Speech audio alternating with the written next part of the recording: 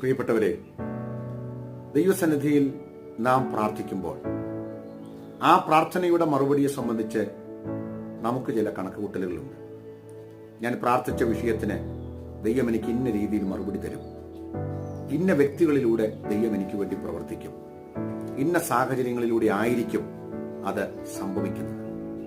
മാനുഷികമായി നമ്മളിങ്ങനെ ഒത്തിരി കണക്കുകൂട്ടലുകൾ നടത്താറുണ്ട്. പക്ഷേ ദൈവം അങ്ങനെ ആയിരിക്കില്ല നമുക്ക് വേണ്ടി പ്രവർത്തിക്കുന്നത്.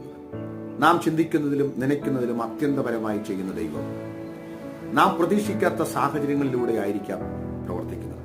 അപ്പോസ്തലനായ വിശുദ്ധ പൗലോസ് ദൈവത്തോട് പ്രാർത്ഥിച്ചൊരു പ്രാർത്ഥനയ്ക്ക് ദൈവം കൊടുത്ത മറുപടി അസാധാരണ സംഭവങ്ങളിലൂടെ, അസാധാരണ സമയത്താണ്. റോമിലേക്കുള്ള തന്റെ യാത്രയുടെ മറുപടി ദൈവം നൽകിയത് അപ്രകാരം ഒരു സാഹചര്യത്തിലൂടെയാണ്. ഈ വിഷയത്തെക്കുറിച്ച് നല്ലൊരു സന്ദേശം ഞാൻ ചാനലിൽ ചെയ്തിട്ടുണ്ട്. എല്ലാ പ്രിയപ്പെട്ടവരും കാണും.